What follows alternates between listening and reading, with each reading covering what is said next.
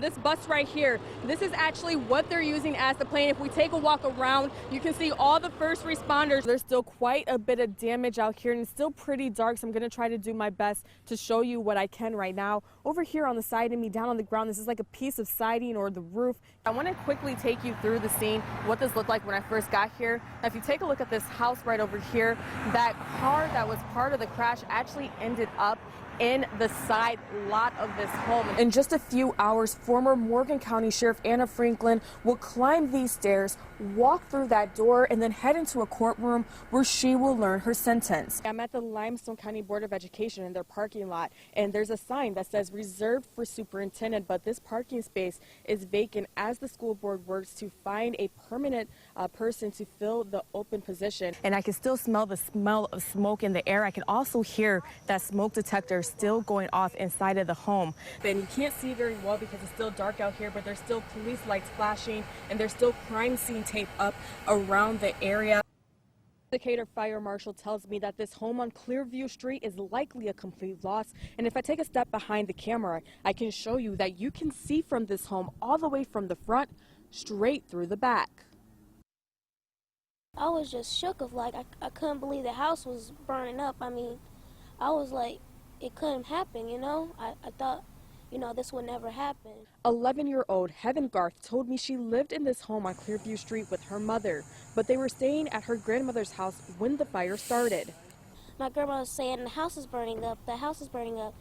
Heaven, her mother Brooke, and her grandmother made their way to the home, which they found destroyed. When Engine 5 got on scene, they said that the house was fully engulfed and flames were coming through the roof. Heaven and her mom returned to the home after fire crews left, and they're shocked by the devastation the fire left behind. Just makes me feel like sad because this was my, you know, this is where I lived and, you know, it's gone. But even though they lost all of their belongings, Heaven tells me she's grateful they weren't home. I was blessed that we wasn't here because if we was here, my mom wouldn't be able to get out and the entrance would have been like burning down. We couldn't get out.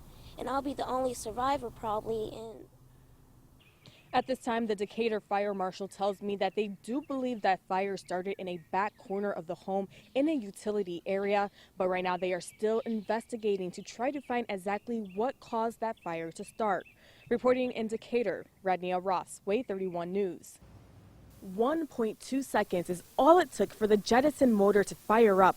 That's so fast that if you blink, you'll miss it.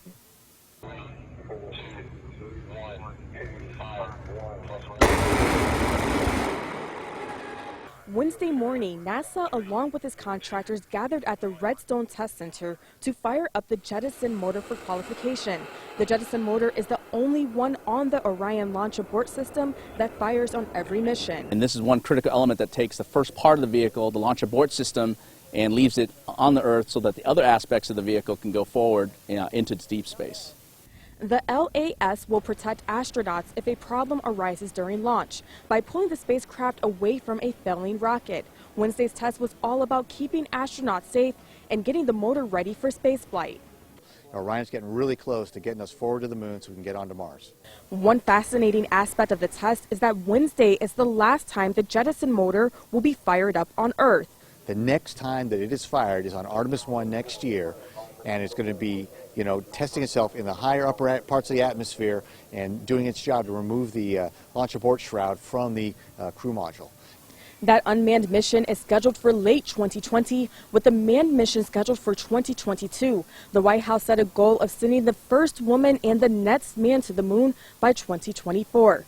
In Huntsville, Rodneya Ross, Wave 31 News.